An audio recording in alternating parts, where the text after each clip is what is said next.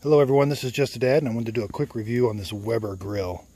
Absolutely love this Weber grill. I've had it now 16 years. It's charcoal, but it uses a little propane tank to light the charcoal. There's a little fire under there. A little propane fire that you keep going for about a minute or two, or longer if you want to do a little quicker. But the way that it operates is it's got a little gas valve here. You turn it on. It's got this self-igniter. In another video, I show how the self-igniter underneath there, it clogs every year. You got to stick a little something in there to clean the spider webs, and it works every time. So this thing, the wheels have rotted off, but the charcoal, it's got this handy dandy little charcoal storage bin. Works in the wind. Sometimes that blows open, but the working surface has gotten dirty. But I have had to replace this grate and that bottom grate, and Weber still sells them, but this is the original can. And like I said, it just really like it. At the bottom there's this bucket that catches all the ash, and then there's this wiper.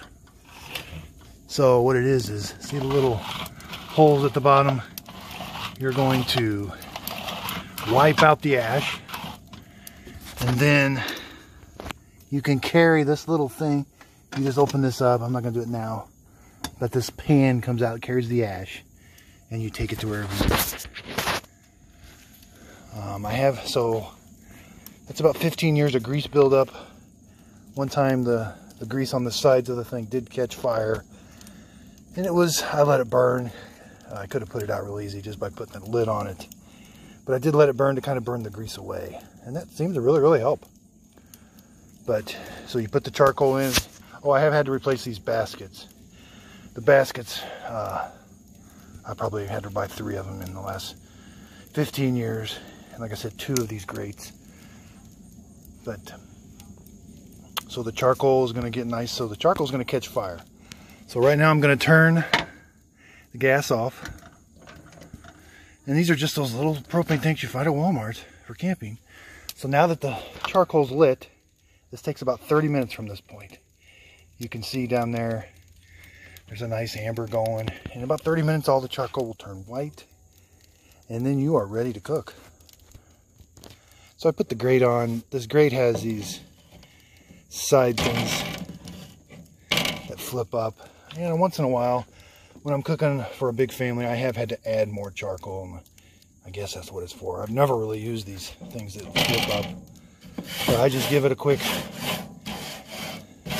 brush, and then when it gets all hot, I brush it. But it has a nice holder for the lid. This is the original lid. That's the original thermometer. The thermometer works perfect. This controls the amount of heat, or if it flames up, I just turn that off. The flame goes out, and then I'll open it back up. But it's just really nice how it always slides. It always stays right there. And you have to leave the lid off while it's starting the whole time. And if it's raining, I have closed it a little bit. But this 30 minutes you're going to use to get the charcoal going, leave the lid open. Once the charcoal is white, you can put your food on, you can close the lid. It's going to stay hot for quite a while. And when you take the food off, the charcoal just eventually goes out. I have not had a bit of problem. This is about how far away I keep it from the house. Like I said, just other than some wear and tear here and there. 15 years, they still sell these. I'm debating whether to get one of these again or a gas. Seems like gas is a little quicker, but I look at the gas ones and that flame is just right there. And I always had problems with flaming up so bad. These don't flame up quite as bad, and you do get a nice flavor from them. So anyway, this is Just a Dad. Please subscribe to me. I'm going to do basic videos on stuff I've owned, new stuff I've bought, and some how-tos. And then I also do some aviation videos just because I really like aviation. So thank you very much. So you can see it's been about 15 minutes since I turned the gas off. The coals are still heating up. They're not all white, so I got about another 15 minutes. That's, like I said, this is the drawback of this. You do have to plan ahead. Everybody's usually in a hurry to eat, but you got to start the grill about 30 minutes ahead of time. I have left the gas on a little longer to kind of get the coals going a little quicker, and it might cut maybe 5-10 minutes off, but you do use a lot of gas that way. But I'll take another video when it's all ready to go. Okay, so it's been about a half hour. The coals are all white. A lot of heat coming off there. You will get some flare up from the coals if you put some grease right on it. Okay, now you can close the lid and you'll see that temperature will just rise. You know, it seems like it, with the really good coals, around 450 is what I usually normally. If you don't get quite as many coals on there, it usually hovers around 300 or so. But like I said, 15 years old, and I love it. Weber makes some really good grills. The plastic stuff is kind of faded and cracked a little bit, but yeah, this is their standard charcoal grill. You can see where they probably use it. It's got places for feet, so the ones that have the feet on it, that's probably what they use. Okay, you can see it's kind of stabilized between 400 and 450. And that's usually where it stays pretty good. Once you put some really cold stuff on there, it might go down to around 350 or so, but it'll stay there for quite a while. Again, this is just a dad. I'm doing simple videos that everybody can use. I don't have a big production department. I just want to throw some stuff out there that I think is really honest and I think people can use. Thank you, and please like and subscribe. Okay, so I wanted to expand on this. I threw my hamburgers on there. I just throw a little barbecue sauce and Lawry's, and then we cook these onions in some tin foil. Those onions you put on green bean casserole, French onions, with some oil and barbecue sauce, and it kind of gets a good like glaze, like it.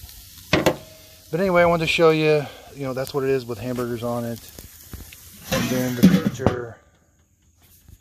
temperature's going to come back up. But I did want to expand on this.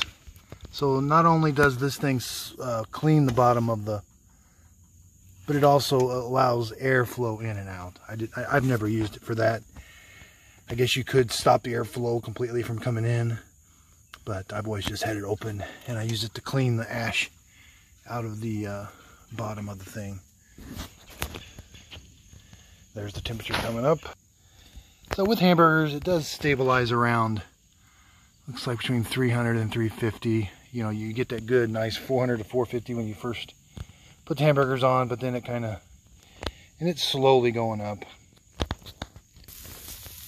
But then you can see, so I'll move this off to the side once this starts, you know, and then sometimes I keep the hamburgers.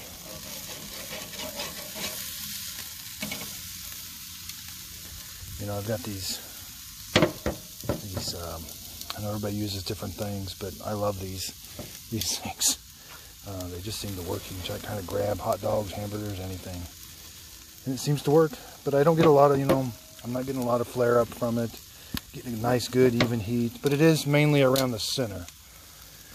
And that's from those things you stack the coals in. You know, it would be nice if the coals were maybe around the sides more, but the side is not where the heat is. It's mainly right in the center. So you do have to put your food kind of around the center to get most of the main heat. And then I'll move it off to the side as it kind of gets done and you want to get the other stuff done. Okay, so I did want to show you what is more typical. So once the hamburgers get going and the coals heat up, that's about where it stays. You get a lot of smoke. But, so this is the typical thing. You do get some flare up from the hamburgers being right there when you turn them. Of course, I'm not now, but you know, you do get some flare up from the grease. Sometimes I've opened this and it is kind of a big ball of fire, but just giving you more details.